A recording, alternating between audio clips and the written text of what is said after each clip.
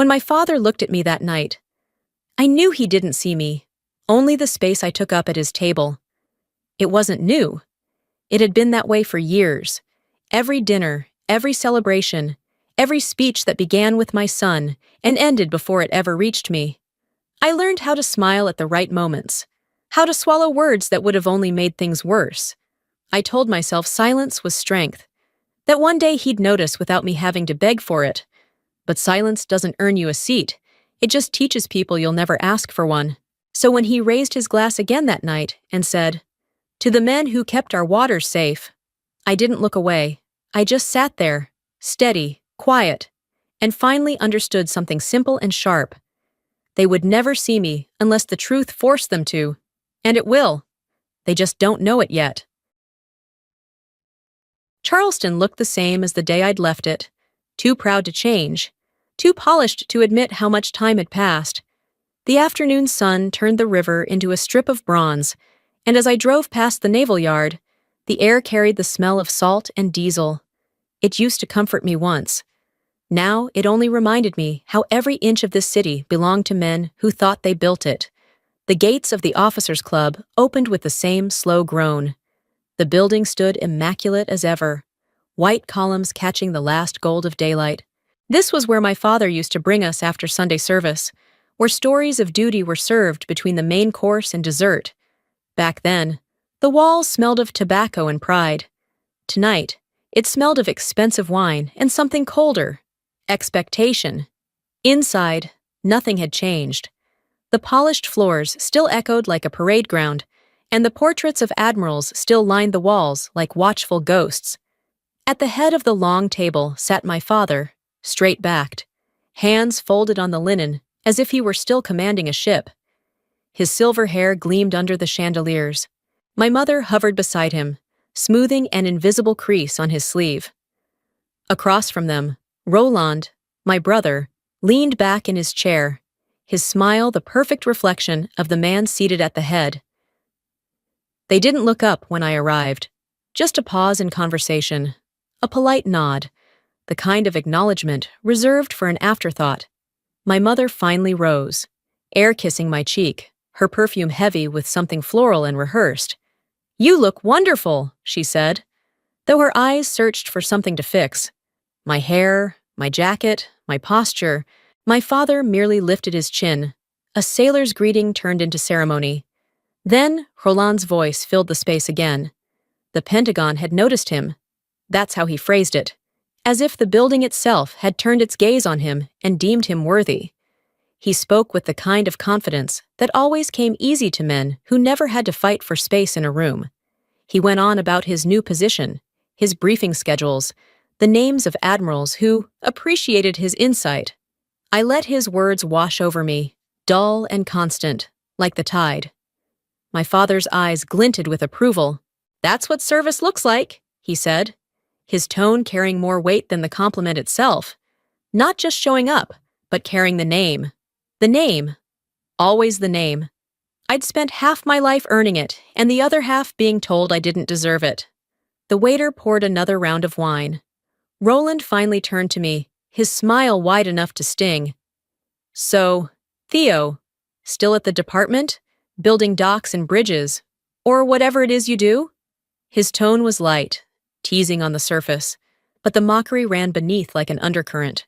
I could feel my father watching me, waiting for the polite answer. "Something like that," I said, keeping my voice even. My father's brow lifted, just slightly. "Not quite the same as wearing a uniform, is it?" He didn't mean to insult me outright. He never needed to. His words always carried that careful sting, the kind that didn't leave a mark anyone else could see. The laughter around the table was soft, polite, deadly. My mother laid her hand on my arm, whispering, "He didn't mean it that way, but he always did."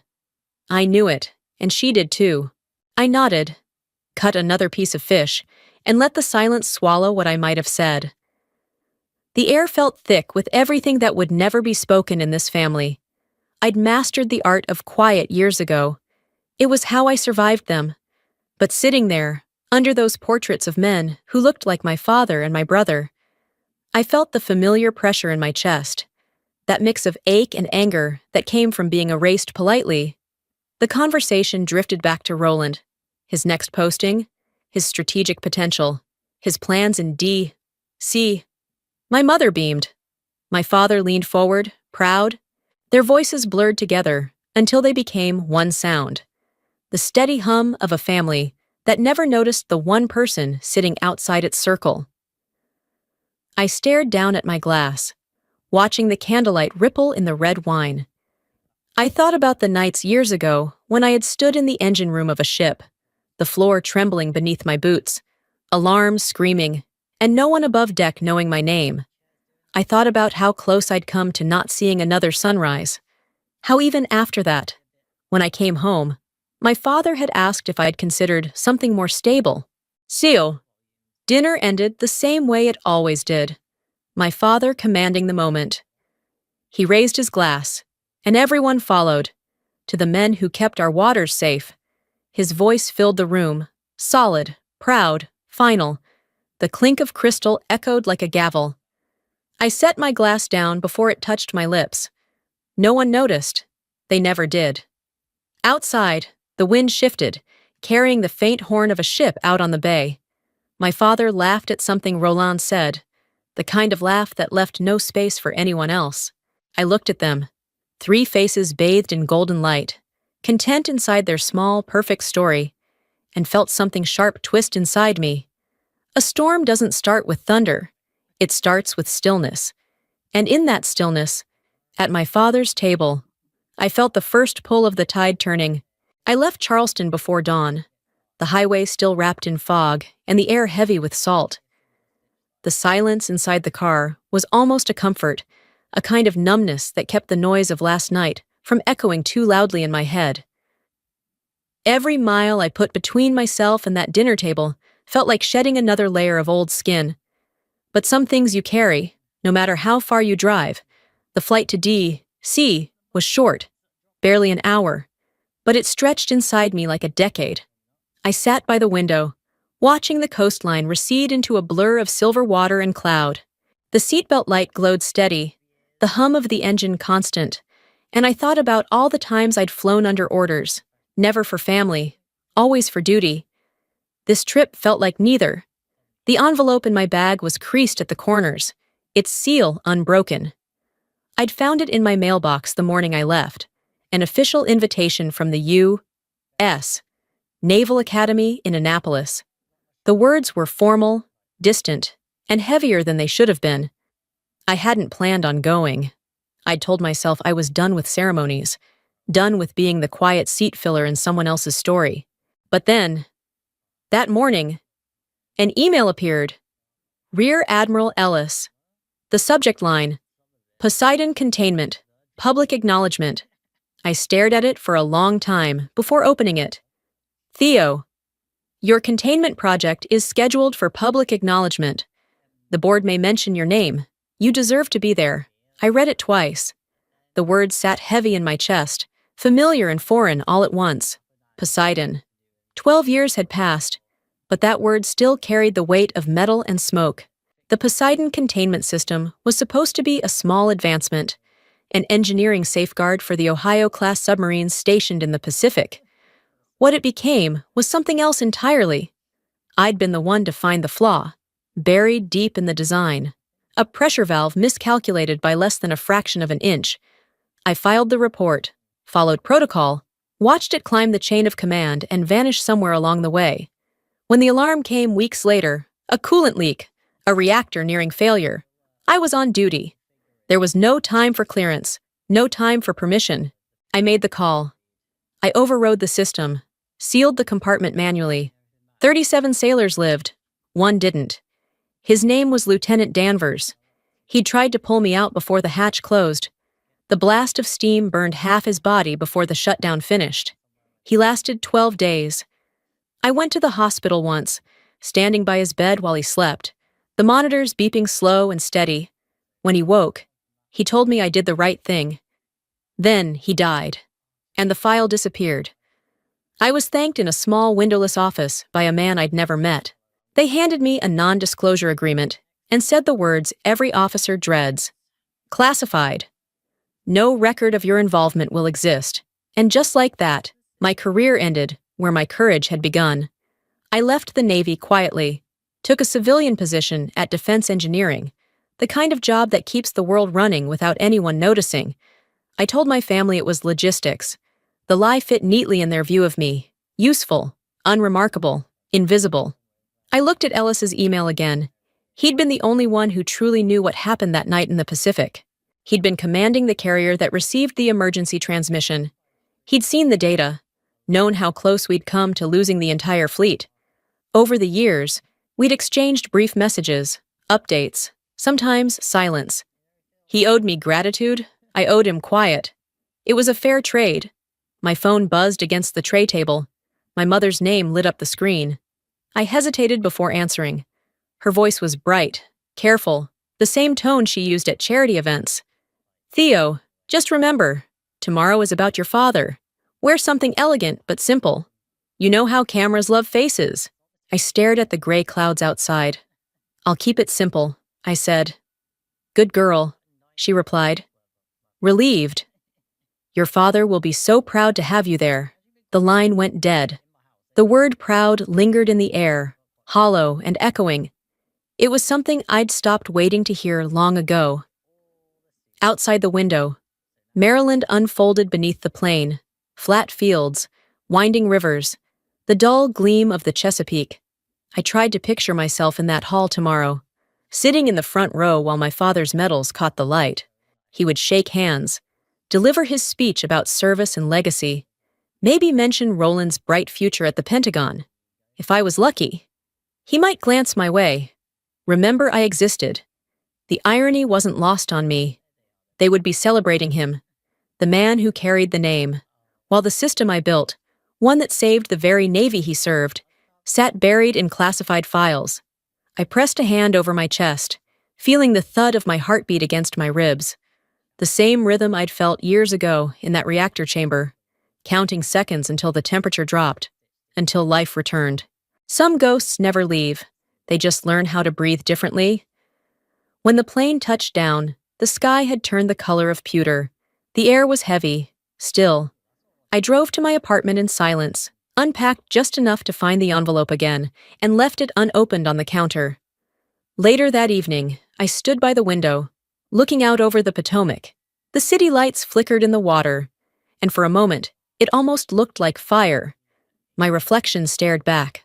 Older, sharper, the edges less forgiving than I remembered. I poured a cup of coffee that went cold before I could drink it. The email stayed open on my laptop, the words blurring slightly as fatigue settled in. I could almost hear Ellis's voice. You deserve to be there. Deserve. Another word that meant less than it should. Maybe he was right. Though, maybe I should go. Not for my father, not for the cameras, but for something I couldn't quite name. A reckoning, perhaps. I turned off the lights and walked back to my bedroom. Through the blinds, the skyline glowed faintly, the Capitol dome catching what was left of the sunset. I sat on the edge of the bed, running my thumb over the seam of the unopened envelope, then set it down. I'd spent my whole life keeping things simple, simple enough to disappear, quiet enough to keep the peace. But peace built on silence never lasts. Outside, thunder rumbled over the city, low and distant. I leaned back against the headboard and whispered to the empty room, more to myself than anyone else. Maybe it's time. The storm didn't answer, but I felt it coming. By the time I reached Annapolis, the afternoon light had turned the Severn River into a sheet of glass. The Naval Academy rose on the far bank like a promise carved from white stone, its spires cutting through a sky the color of pewter. Flags lined the entrance road, snapping in the wind with the same rhythm that had once ruled my life. Rows of young officers walked past me, shoes polished bright enough to catch the sun. Their laughter echoed between the columns, clean and confident. I remembered what it felt like to be one of them, years ago, walking these same grounds in coveralls that still smelled of oil and salt, carrying blueprints instead of medals. The streets inside the academy were painfully familiar. Every building looked exactly as it had the last time I was here. Neat, disciplined, incapable of change. I parked near the chapel, where a brass bell hung over the entrance, and walked toward the Naval Library, an old building that always smelled faintly of paper and polish. The guard at the door barely glanced at me. Civilians came and went all the time. Inside, the air hummed with quiet. The corridors were lined with framed photographs, men in uniform shaking hands, launching ships, saluting history. I made my way to the second floor, to the exhibit I'd always avoided. The engineering honor wall stretched along the far end of the hall, bronze panels gleaming under soft lights. Each plaque carried names of those who'd advanced naval technology in some critical way. I'd passed it before, once, years ago, when my work was still buried under clearance codes and sealed files. I hadn't expected to find myself here again. When I stepped closer, the reflection of light off the brass caught my eye and forced me to squint. There it was. Fifth line from the top. Commander Theodora Banks, Civil Engineering Corps, 2021 recipient. My pulse stumbled. The letters felt unreal, too sharp against the metal, as if someone had carved them without permission. I touched the surface, half expecting it to be cold. It wasn't. It was warm from the lamps, from the room's still air, from time itself. So, I'd been here all along. My name had lived here, unnoticed, while my father bragged about the men in our family. 4 years of silence hung between those words on the wall and the people who should have cared to read them. For a moment, I just stood there, surrounded by the ghosts of engineers and officers who had long since been folded into the machinery of history. Then footsteps broke the quiet. A young officer, barely 30, by the look of him, walked by and slowed as he caught sight of me. His eyes flicked from the plaque to my face, then back again. "Ma'am, are you Commander Banks?" he asked. The words careful, respectful. My instructors talked about the Poseidon system. It's an honor. Something inside me tightened. The name of that system still tasted like smoke and steel. I wanted to tell him it wasn't heroism, that it had cost more than anyone ever admitted. Instead, I found myself answering before I could stop it. Not anymore. He smiled. That pure, uncomplicated smile of someone who still believed the Navy was built on fairness. "Once is enough, ma'am." He walked away, leaving me standing in the echo of his words. Once is enough. I stayed there longer than I meant to, watching the light shift on the wall until the letters blurred. For the first time in years, I let myself imagine what it might have felt like if someone, anyone in my family, had seen this plaque when it went up. But they hadn't. They never would have thought to look for me here. By the time I left the building, the sun was sliding down behind the domes of the Academy Chapel. The air smelled of the river and the faint tang of metal. I drove across town to the hotel Ellis's assistant had booked for me, a modest place overlooking the marina. From the window, I could see the masts of small boats rocking gently under the pier lights, the water rippling with gold and gray. The inbox on my phone flashed with a new message. "Tomorrow, Admiral Banks receives his medal after your citation is mentioned." It's poetic symmetry, Ellis had written. Poetic symmetry. The phrase sat like a splinter under my skin. He meant well, I knew that, but there was nothing poetic about having your truth dragged into daylight after years of deliberate erasure. Poetry belonged to those who were allowed to speak. I placed the phone face down on the nightstand and walked to the mirror. The reflection that stared back wasn't the one I remembered from my Navy years. The lines at the corners of my eyes were deeper, the gaze harder. I'd built a life outside the uniform, a quiet life that looked steady on paper but felt suspended in midair. Across the room, the dress I'd chosen for the ceremony hung over the chair. Simple black, knee-length, unremarkable. It wasn't the crisp white uniform folded in a box at the back of my closet, with its medals and insignia that would have spoken for me before I opened my mouth. I'd left that uniform behind years ago, folded away with the belief that recognition was something I needed from others. Still, looking at that dress, I felt the weight of what tomorrow would bring. Cameras, Speeches, applause, things that had never been meant for me. My father's smile would fill the screens, his voice steady as he spoke of legacy, service, sacrifice. My brother would sit beside him, pride gleaming in his eyes, and I would be there, somewhere in the background, the daughter they never learned to see. I ran my fingers along the neckline of the dress, the fabric cool against my skin. There were no medals to pin, no ribbons to align, just me. In the mirror, I whispered to my own reflection, testing the words like a confession. I'm not here to be seen. The thought surprised me, but it was true. I wasn't going to Annapolis to reclaim anything. I wasn't looking for validation from men who could only measure worth in salutes and rank. I was going because erasure, after too long, starts to rot the soul, because sometimes you have to stand in the same room as the people who forgot you and let the truth breathe on its own. Outside, the marina lights flickered. A gull cried somewhere over the dark water. I turned off the lamp, the room plunging into half-light, and stood by the window. The reflection of the harbor shimmered against the glass, overlaying my face with ripples of gold. For a long while, I just watched the tide shift.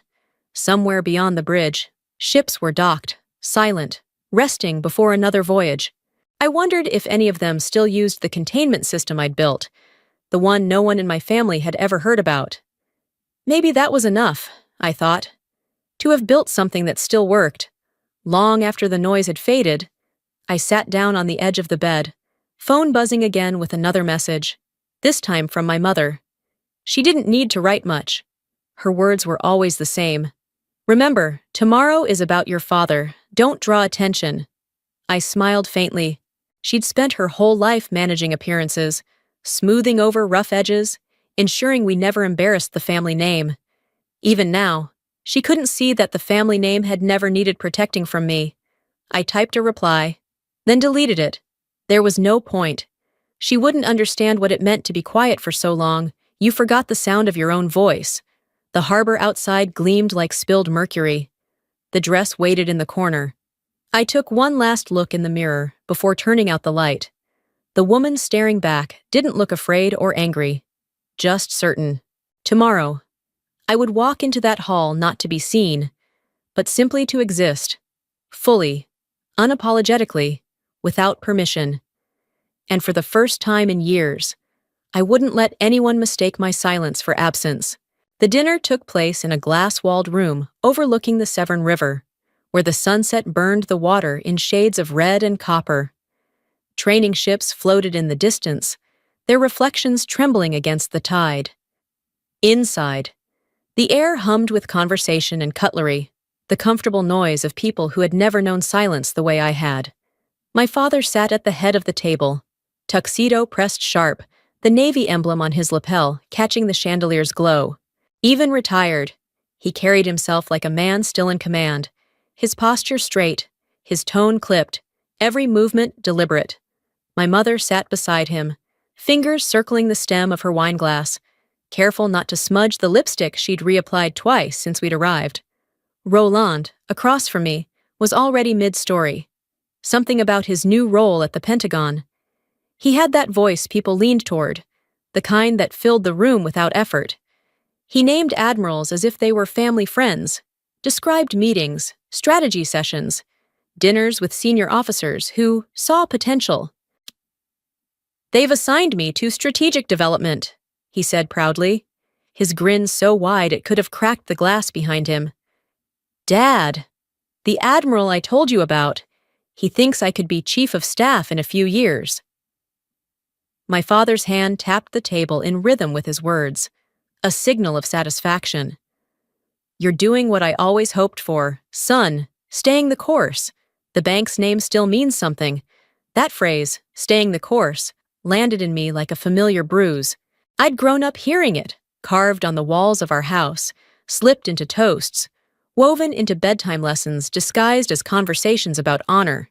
It wasn't advice, it was law. Roland turned his attention toward me, the practiced ease of someone used to holding the spotlight. "So, Theo, still at the department? What is it you actually do there?" The corners of my mouth lifted. polite, measured, infrastructure support, strategic facilities. He laughed, a soft snort through his nose. That sounds bureaucratic. Mom jumped in, smoothing the tension before it had time to grow teeth. She's always been modest. But my father wasn't interested in saving me. He cut across her with a tone that could slice glass. You can't compare the real Navy with civilian contracts. Sweetheart, one's service, the other's support. The words hit like something solid dropped onto the table, invisible but loud. I smiled. Because that's what I'd trained myself to do. I've learned support can keep ships from sinking. Roland threw his head back and laughed, assuming I meant it as humor. That's our Theo, always poetic. Their laughter filled the room. An easy sound. I let it pass through me, the way water passes around stone. I'd spent too long fighting currents that never wanted me to exist in them. The conversation resumed, full of names I knew and stories I didn't belong to. Admirals, command chains, promotions, familiar subjects orbiting the same gravity. The world of men who never doubted their worth. I cut into my meal slowly, listening to the steady clink of knives and forks, the piano music from the corner of the room, a song soft enough to drown out whatever I might have said. No one asked about my work. No one ever did. Out the window, the Severn glowed under the last light. The water looked calm, but I could almost hear the memory of something else beneath it. The rush of steam, the blare of alarms, the metal groan of a hull under pressure. A flash of red light, the heat against my face, the feel of the valve wheel turning under my hand. Then the quiet after, the kind of silence that could split you open. My mother reached for her napkin, smiling toward my father, as if to remind him we were being watched, though no one in the room cared enough to watch us. Roland kept talking, his words a steady current of ambition. My father listened like a general reviewing strategy. Their world fit together so neatly, it left no space for questions. The waiter refilled our glasses. I took a sip of water, cold enough to sting. Then the sound of footsteps approached. A young officer stopped beside our table, crisp in his dress whites, his cap tucked neatly under his arm. His eyes found me, steady and polite. Ma'am, sorry to interrupt. Are you Theodora Banks? The shift was immediate.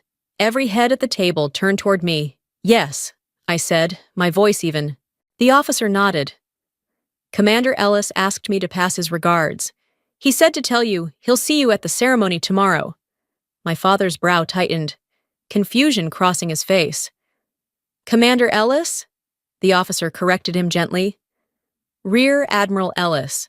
He gave a brief nod of respect. To me, not to my father, and then walked away. The silence he left behind wasn't ordinary. It was heavy, curious, uncomfortable.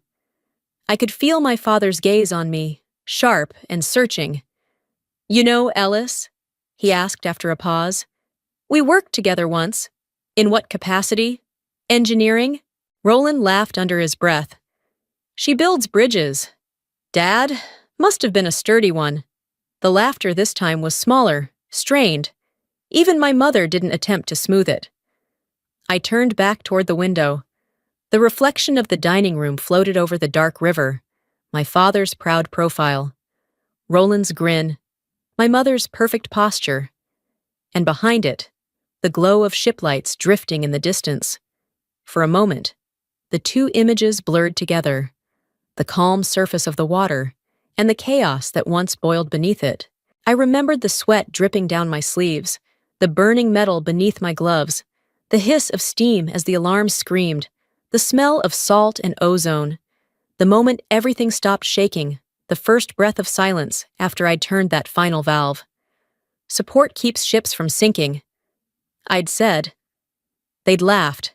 They still didn't understand. I set my glass down, the sound a small, deliberate note against their chatter. Some bridges don't need to be seen, I murmured. No one heard.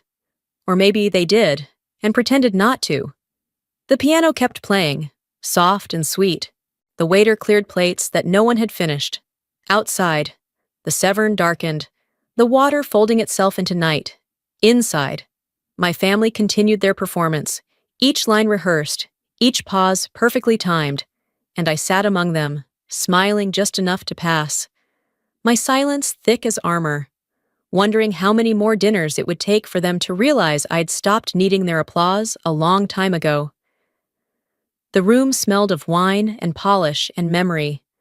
I let my eyes drift back to the window, where the faint outline of a ship cut across the horizon. Its lights shimmered briefly, then vanished into the dark. That, I thought, is what it means to serve unseen, and I was done pretending they'd ever understand it.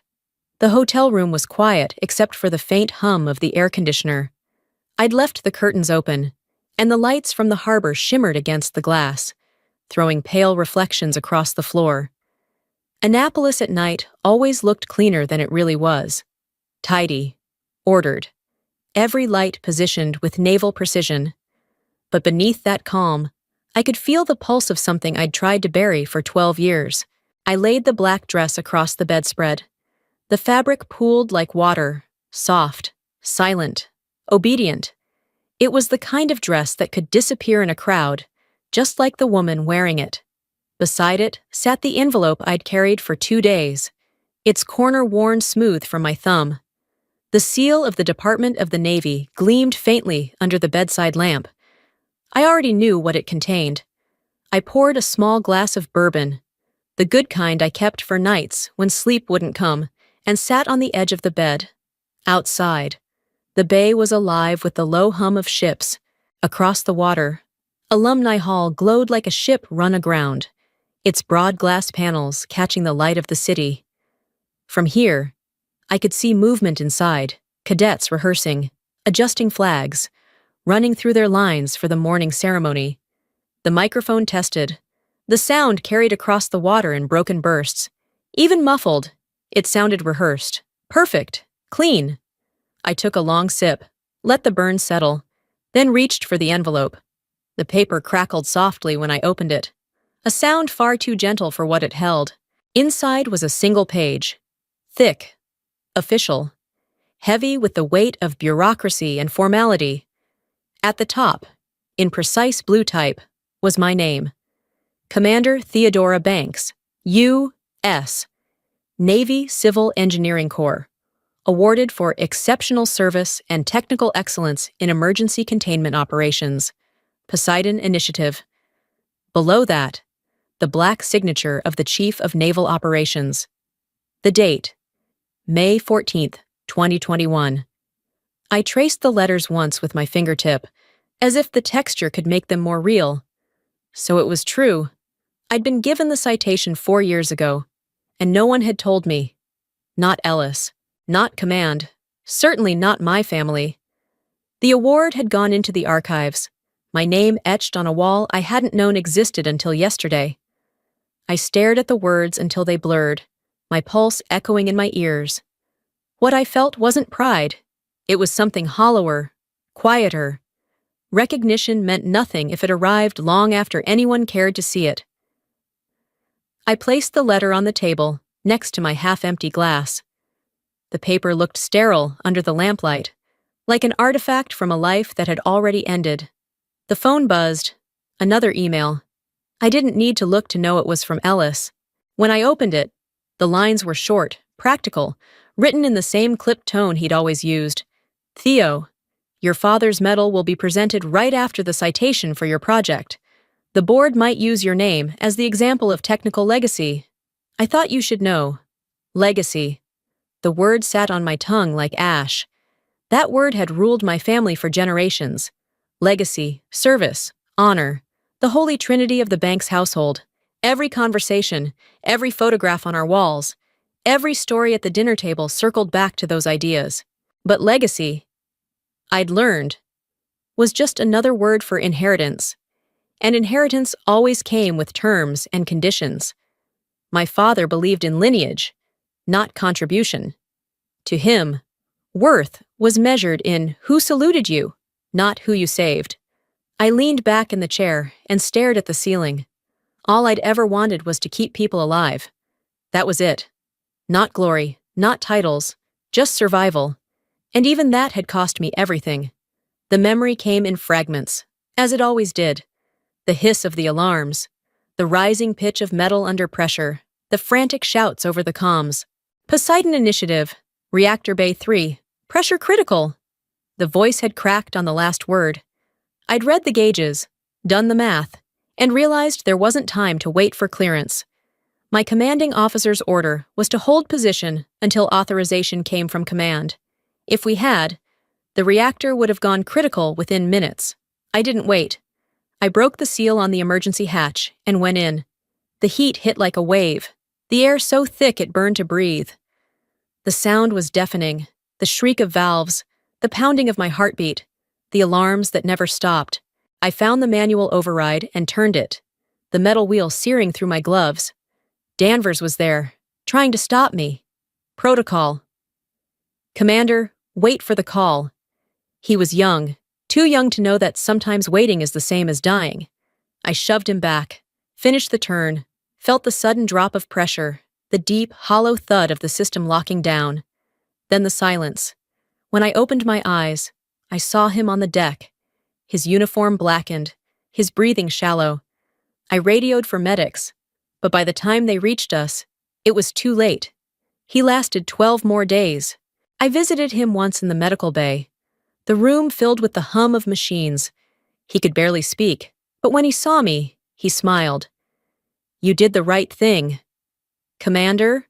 It was the last thing he ever said to me. They classified the incident, sealed the report, buried everything under operational secrecy. 37 sailors lived, 1 didn't, and that was the math they were willing to live with. I folded the memory away like I always did, the same way I'd folded that letter and tucked it into a drawer when it first arrived years ago. Tonight, though, it felt heavier, like an anchor I'd been carrying too long. The phone buzzed again. This time, a text from my mother. Remember, tomorrow's your father's moment. Try not to draw attention. The laugh escaped before I could stop it. A small, dry sound, more air than humor. I set the phone down and stared at the city beyond the glass.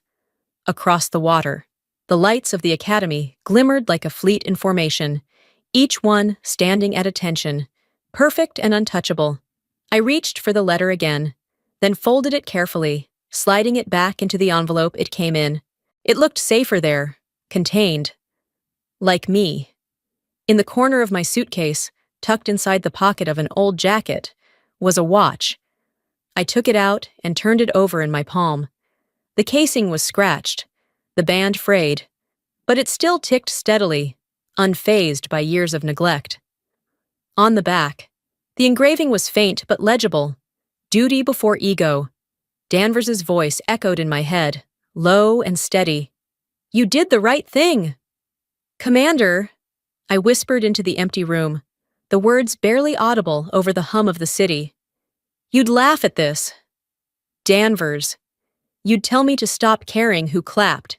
I set the watch beside the envelope, their metal edges touching like 2 pieces of the same story. Outside, the night deepened. The lights from the harbor flickered, then steadied. Somewhere across the river, I could still hear the faint echo of the rehearsals, the commands shouted, the applause practiced. Tomorrow, the stage would be set, the audience waiting, my father's moment, his medals, his legacy. I switched off the lamp. The room plunged into soft darkness, the city reduced to reflections on the windowpane. Lying back, I let the silence settle around me. It wasn't empty anymore. It hummed. Alive. Charged with something inevitable. Tomorrow, I thought, my silence will meet its echo. And this time, I won't look away. I arrived an hour early.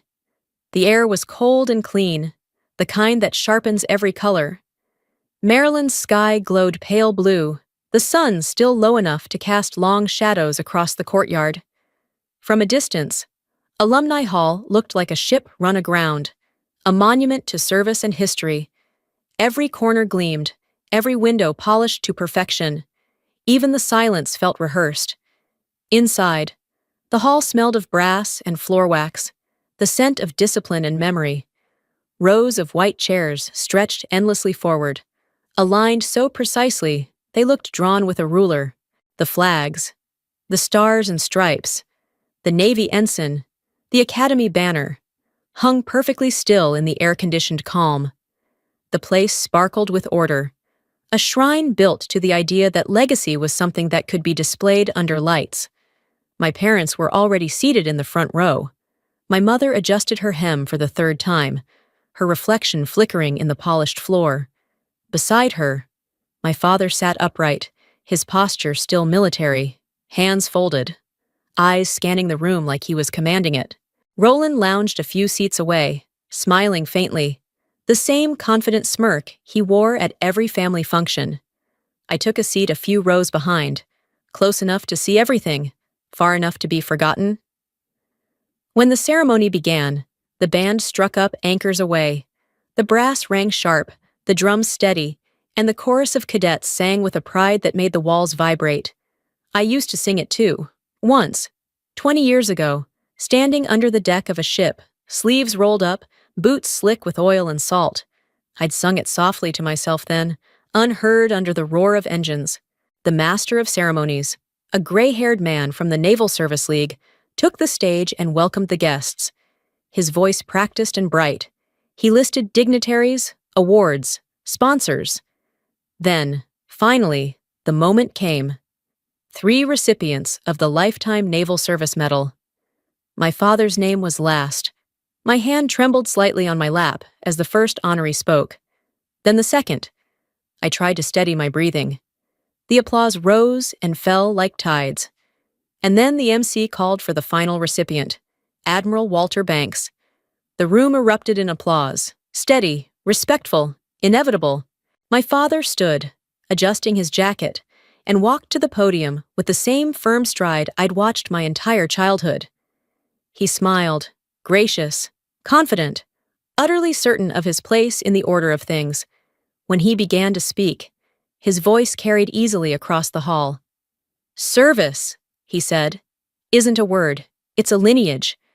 It runs through our veins, through generations of men who answered the call."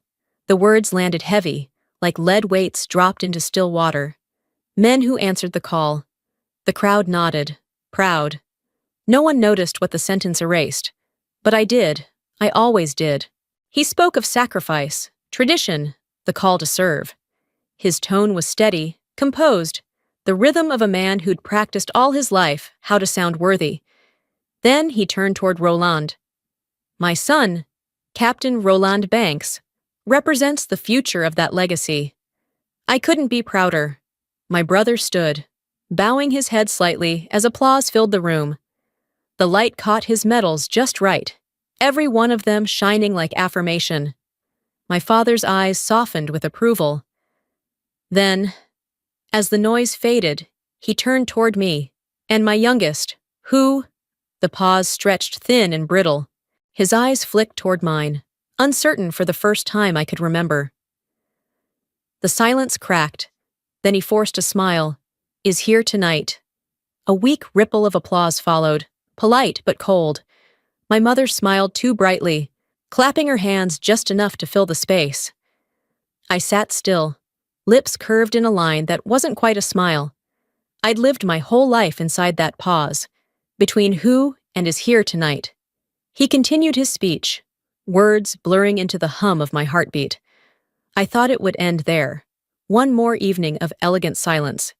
But fate, or something like it, had other plans. From the back of the hall came a young man's voice, loud enough to cut through the quiet. "Excuse me, Admiral Banks." Every head turned. A junior officer stood near the rear wall, papers in his hand. His uniform was spotless, his expression hesitant but clear. "Sir, apologies for interrupting, but your daughter's name is already on that wall. 2021 recipient." The words hung in the air. The silence that followed wasn't ceremonial. It was the kind that rearranged a room. My father turned, slow and deliberate, his eyes following the officer's gaze. There, lit by a soft golden spotlight. The engraved letters gleamed across the bronze.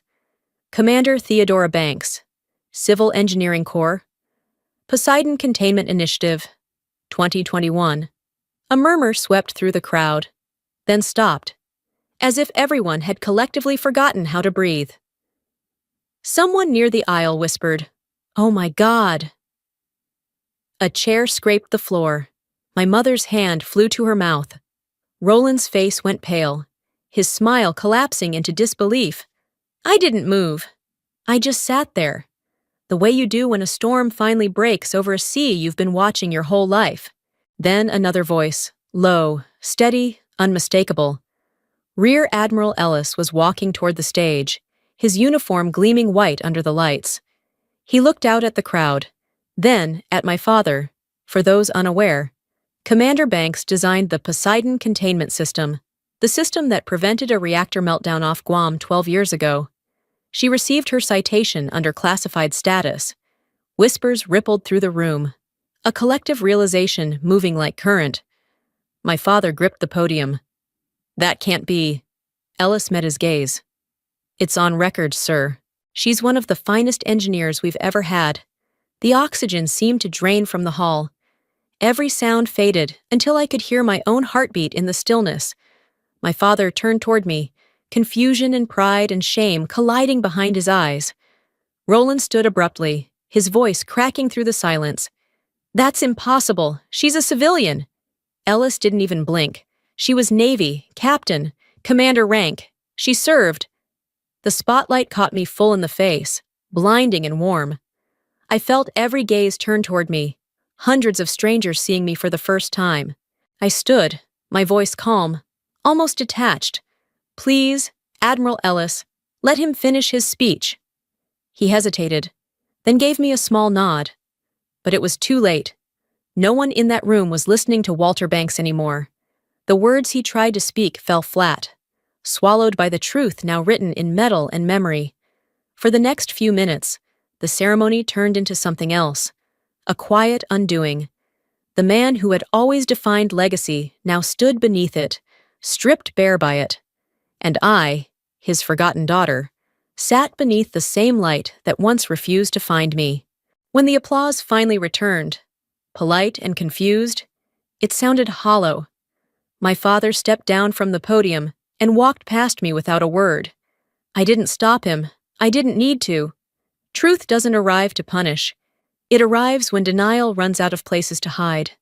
And that night, under the cold lights of Alumni Hall, there was nowhere left.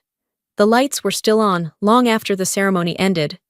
The applause had faded, but the air still vibrated with the aftershock of what had just happened. People moved in small groups toward the exits, their voices low but urgent, carrying fragments of my name like stray currents. That's her.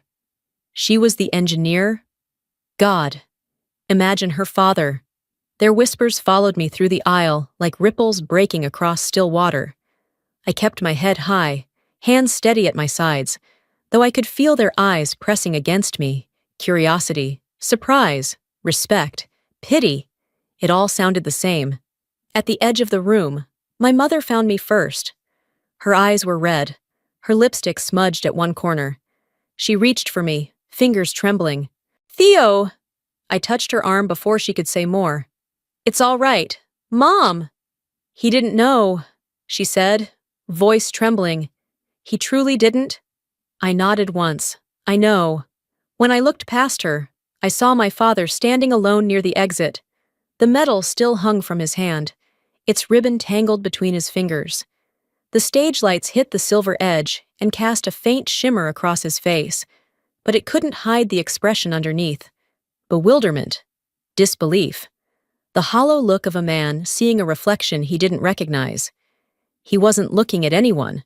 Not the crowd, not my mother, not even at me. Just the floor. I walked toward him slowly, the sound of my heels echoing through the nearly empty hall. Dad? He didn't turn around. His voice came low, ragged. Why didn't you tell me? I did, I said quietly. Years ago. You told me it wasn't real service. He shut his eyes, his shoulders shifting, as though the weight of the metal had suddenly doubled. I didn't know, no. I cut him off gently.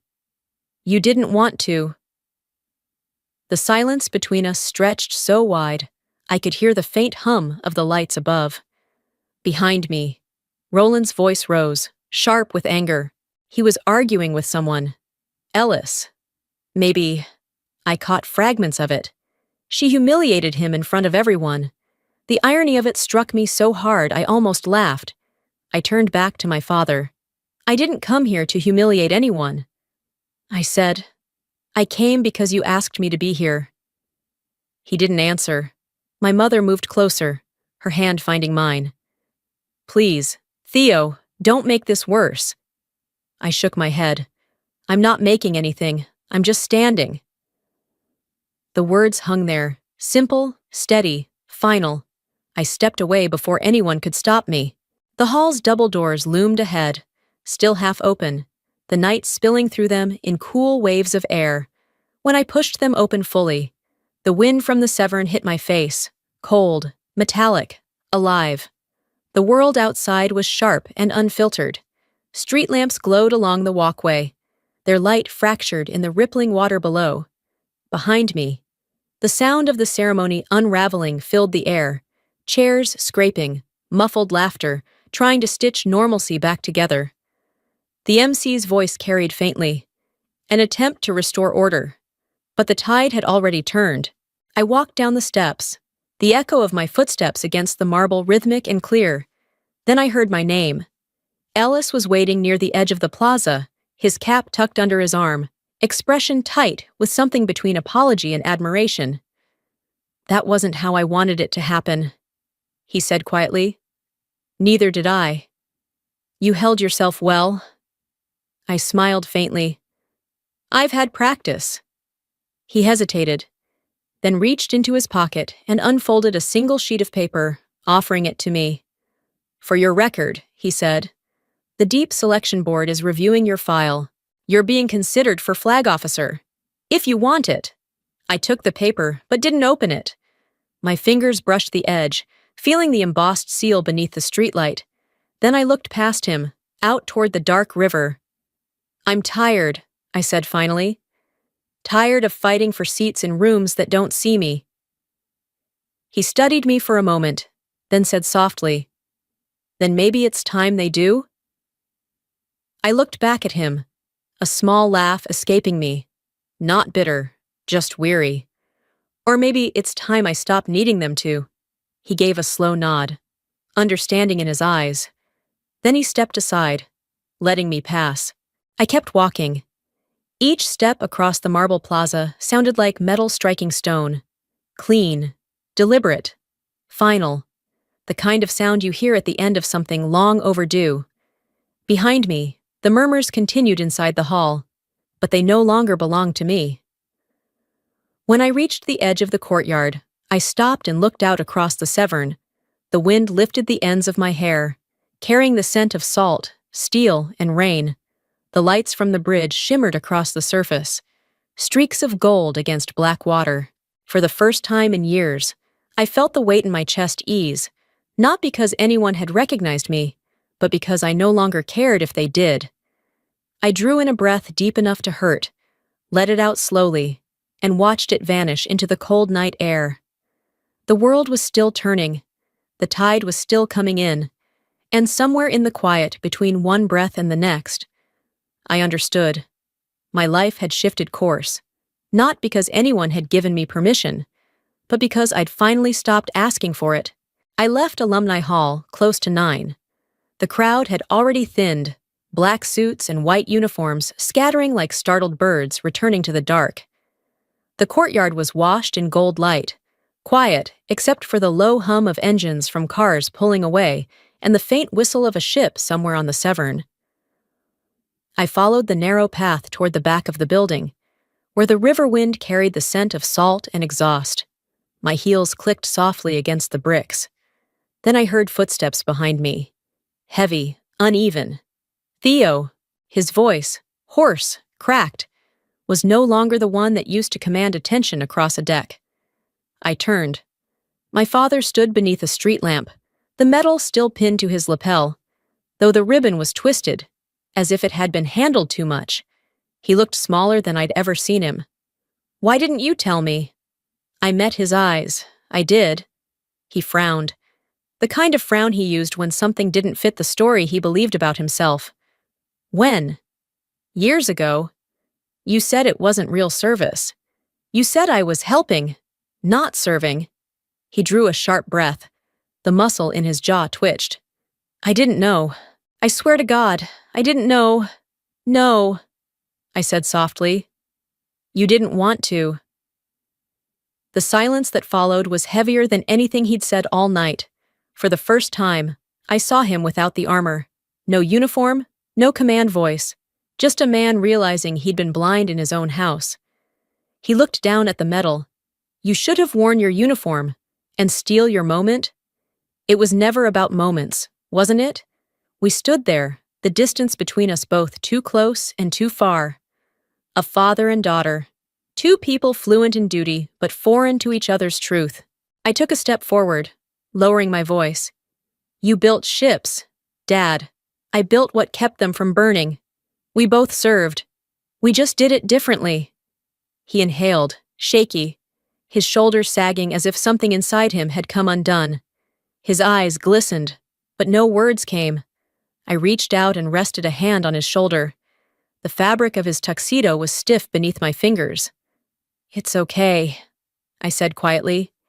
You don't have to understand everything. Just remember I was there too. He nodded, barely, his throat working like he wanted to speak but couldn't. I stepped back and left him there under the lamplight. A man who'd once carried the weight of a nation and now struggled to carry his own regret. Behind him, the reflection of the medal flashed briefly, then dimmed. By the time I reached the parking lot, the night had turned colder. The wind off the river sliced through the stillness, and for the first time all day, I felt free to breathe. The drive back to the hotel was quiet, the kind of quiet that follows an explosion. The streets were nearly empty, lined with trees that cast long shadows across the road. I rolled the window halfway down. The air smelled of wet leaves and salt water. When I stepped into the room, my phone was already buzzing. 3 missed calls from my mother, 2 messages from Roland. I set my purse down and unlocked the screen. Roland. You made him look like a fool. Roland. You always wanted to prove something. Well, congratulations. I stared at the words until the anger drained out of them. Then I placed the phone on the table, unopened bourbon bottle still where I'd left it that morning, and walked to the window. I unlatched it. The cold wind rushed in, carrying the faint clang of halyards against masts and the metallic echo of the shipyard beyond the bridge. The phone rang again. Mom. I almost ignored it. But after 10, maybe 15 attempts, I picked up. I'm here, I said. Her voice was small, tight. He hasn't spoken in hours. He's devastated. He didn't know. I believe that. Then why did you let it happen this way? Outside, the lighthouse blinked red every few seconds, slow and steady, the same rhythm it had kept for decades. Because I got tired, I said. Tired of shrinking myself to fit the story you all wrote for me. There was only breathing on the other end. Then, finally, she whispered, we never meant to hurt you. Intent doesn't erase impact. The words came out quiet but sharp, trembling at the edges. Do you know how many times I tried to tell you? I said. Every time. The conversation turned back to Dad or Roland. I learned to stop trying. Silence is easier than shouting into a wall. A faint sob broke through the line. He wants to talk to you. Not tonight. Theo, please, Mom, I love you. But I need to breathe before I talk again. I ended the call before she could answer. The silence that followed was absolute. I sat on the edge of the bed, staring at the open suitcase by the dresser. Inside, the citation letter still rested in its envelope. I took it out and unfolded it, tracing my name under the dim light. The paper glowed pale gold, the words as impersonal as ever. All this time, I thought I was invisible.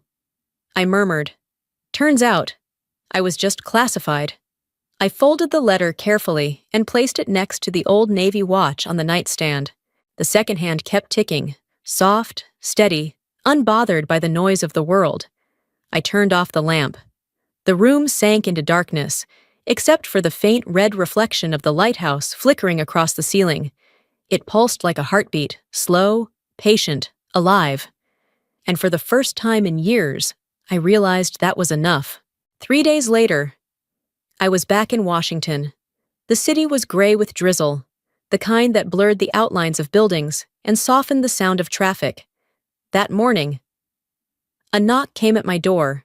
When I opened it, the mail carrier handed me a cream-colored envelope, the handwriting across the front shaky but unmistakable, from Walter Banks. I stood there for a long moment before opening it. Inside was a printed photograph, the honor wall at Annapolis. My name glimmered in the light, etched forever in bronze. Beneath it, a short note written in my father's uneven scrawl. Theo, I built ships. You built safety. I was too proud to notice the difference. I'm sorry. That was all. No excuses, no preamble. Just the truth stripped bare, unadorned. I don't know how long I stood there holding that letter, staring at the words until the ink seemed to blur. Something inside me loosened, not with anger, but with release. All those years of being the shadow in the room, the quiet seat at the table, the name left unspoken. Suddenly, it all felt small beside one simple acknowledgement. I set the photograph on the desk beside Danvers's old watch. The second hand kept moving, patient and steady. Maybe he finally heard me. I thought, not through words, not through proof or pride, but through the quiet sound of something still ticking after the storm. A week later, I returned to Norfolk. The air smelled of salt and iron, and the new research vessel gleamed under the morning sun, smaller than any destroyer I'd ever worked on. But somehow, it felt more human, designed not for war, but for endurance. I stepped onto the deck, boots echoing against the steel. The team was already at work, running checks and calibrations. A young engineer approached, barely out of the academy, his face flushed with the kind of nervous respect that once used to make me uncomfortable. Morning, and ma'am. I read about you in the Academy Bulletin. The Poseidon system, that was you, right? I smiled. Part of me. The rest was a team that never got credit. He hesitated, then asked quietly, Did it really save the fleet? I looked out toward the horizon, where sunlight broke across the rippling surface of the water. It saved something bigger.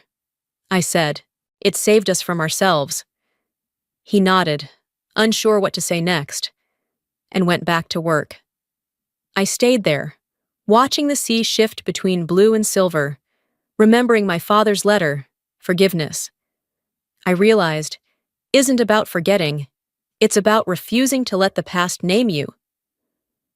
That evening, as the tide began to rise, I sat on the pier and opened my laptop. The glow of the screen lit my face while I typed a short email to my mother. Tell Dad I got his letter. I'll call when I'm ready. No signature, no explanation. I closed the laptop and listened to the sound of the waves slapping gently against the hull. For the first time in years, there was no pressure to respond, no need to be understood. The tide kept moving, calm and certain, and somewhere between the rhythm of the sea and the ticking of the old watch in my pocket, I understood. This was what peace sounded like. Dawn in Norfolk arrived like a whisper, soft, gray, and full of mist. I stood on the deck of the new research vessel, its steel hull still smelling faintly of paint and salt. The horizon stretched open before me, a thin line of fire where the sun began to rise, turning the water gold for just a moment before the light settled into calm. The ship hummed beneath my feet, alive and waiting. The morning wind brushed past, cool and briny, tugging gently at my hair. Somewhere out in the distance, a patrol boat cut across the bay, its wake a pale scar on the otherwise glassy sea. My phone vibrated in my pocket. I pulled it out and saw his name. Dad, your name's beside mine now. On the Academy record. I thought you should know. For a long moment. I stared at the screen, the glow of it faint in the morning light. Then I typed back slowly.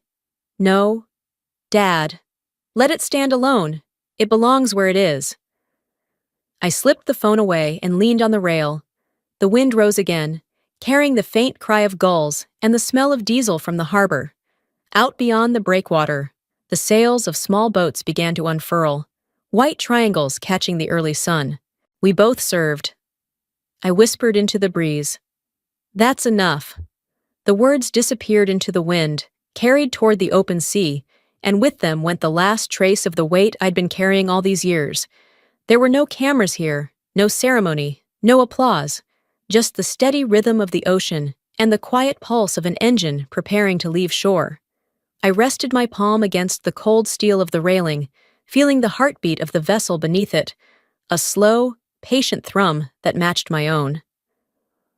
The ship began to move, pulling gently away from the dock. The water rippled in its wake, catching the sunlight in fleeting shards. I watched the coastline slip farther behind me, the buildings turning small and the horizon widening until it felt infinite. For the first time, I didn't feel the need to look back. The light was ahead now, spilling across the sea, and I knew, without question, that I was sailing toward the right direction.